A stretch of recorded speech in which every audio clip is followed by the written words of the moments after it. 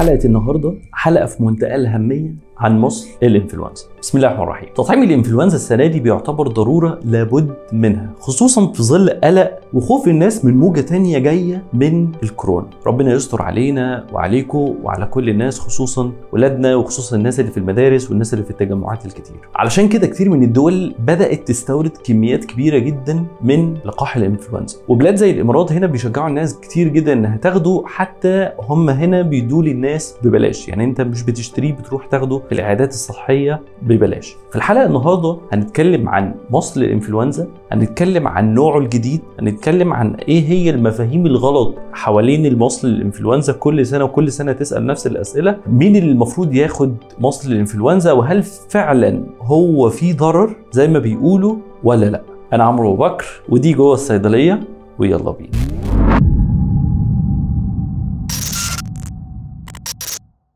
ولان اكيد دعمكم بيفرق، فكل دوسة على اي زرار سواء كانت لايك او انك تعمل شير لمحتوى الفيديو ده مع اي حد ممكن يستفيد منه، ده بيدعمنا جدا جدا جدا. هتلاقوا لينك لصفحة الفيسبوك والانستجرام علشان نبقى على تواصل دايما مع بعض ويوصل لكم كل جديد. شكرا ليكم من كل قلبي على دعمكم. عمرو ابو بكر.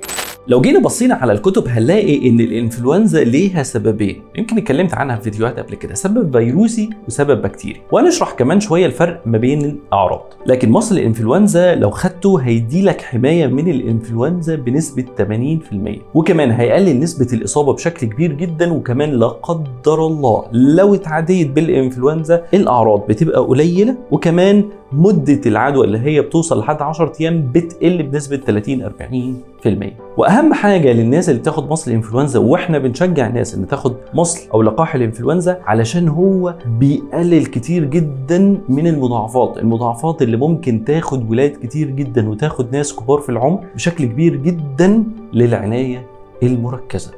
اكيد فضولك دلوقتي بيسالك اول سؤال، هو ايه مصل الانفلونزا؟ ببساطه كده احنا جبنا الفيروس اللي بيسبب الانفلونزا ورحنا مموتينه، وبعد كده اديناهولك. موتناه ليه؟ عشان ما يضركش، وبعدين بنحقنه في جسمك، وبكده جسمك وجهازك المناعي بيقدر يتعرف على فيروس الانفلونزا ويبدا على طول يكون ليه اجسام مضاده من غير ما يسبب لك اي مشاكل. جسمك كده عمل ايه؟ عمل حركه استباقيه كده، حفز جهاز المناعه وكون الجيش بتاعك، الجيش اللي بيكون جاهز انه يهاجم على اي عدوى ويقضي عليها كمان. ده الموضوع ببساطه، وده هو يعني ايه لقاح، اي لقاح في الدنيا كده. الاجسام المضاده دي مع الوقت المفروض ان هي بتقل، علشان كده بننصح الناس ان هي تاخده كل سنه، وكل سنه بيكون في نوع جديد او ممكن نقول نوع محدث، الاصدار الاحدث منه. خلينا نقول ان الانفلونزا او الفيروس ده حاجه ذكيه جدا، بيغير شكلها وبيغير اسلوبها وطريقه هجومها كل سنه. علشان كده لو انت اخدت المصل السنه اللي فاتت فمش هينفع، انت لازم تاخده كل سنه. طب يا دكتور، هو انا لو اخدت المصل ده انا كده مش هيجي لي انفلونزا بقى ولا برد ولا اي حاجه من الحاجات دي؟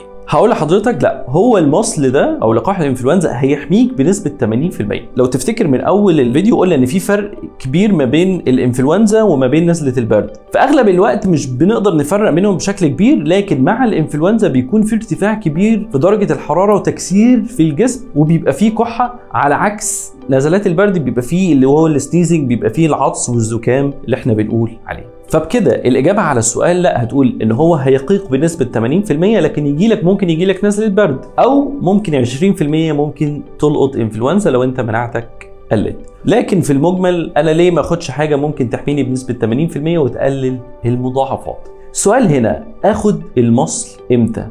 الإجابة على السؤال بديهية جدا، أول ما يتوفر اللقاح على طول حاول إنك تاخده، ويفضل طبعا يبقى قبل فصل الشتاء، الفترة اللي هي من أول سبتمبر لحد أكتوبر.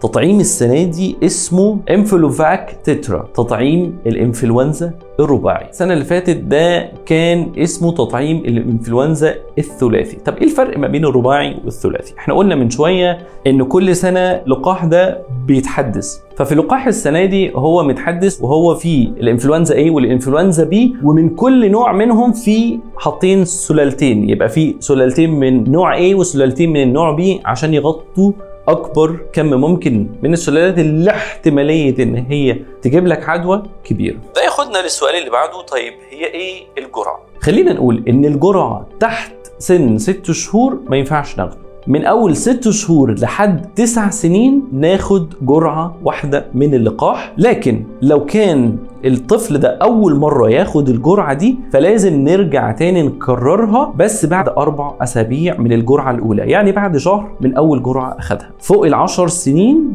لحد 55 سنة ممكن ياخد برضو جرعة كاملة من اللقاح. المصل بيتاخد في عضلة الكتف وبتتغرز الإبرة لجوه وبيتاخد وما فيهوش أي مشاكل خالص. هو اللقاح ده آمن؟ يعني ما فيش أعراض جانبية؟ يعني أنا مش هتعب؟ خليني أقول لكم إن اللقاح آمن تماما، آمن تماما لدرجة إن إحنا بيتاخد عادي للسيدات الحوامل ومفيش منه اي ضرر. يعني هو كان بيتاخد طول السنين اللي فاتت السيدات الحوامل حتى للاطفال ومفيهوش اي مشكله. نادرا لما بتحصل اعراض جانبيه، واعراض الجانبيه بتبقى اخرها بتكون شويه ارتفاع في درجه الحراره، شويه سخونه، يعني شويه الم او تورم مكان الحقنه وبس كده. واخر سؤال معانا النهارده هو مين لازم ياخد لقاح الانفلونزا؟ كل الناس بلا استثناء لازم تاخد لقاح الانفلونزا. احنا محتاجين يا جماعه مناعه قويه علشان نحصن بيها نفسنا من اي دور انفلونزا. المشكله مش في دور الانفلونزا، المشكله لما بيجيلك دور الانفلونزا ده بيقلل مناعتك. والسنه دي لو انت مناعتك قلت فاحتماليه انك تلقط كورونا لا قدر الله بتبقى عاليه. علشان كده لازم تحافظ على نفسك. لو هو متوفر عندك ببلاش او سعره مقبول،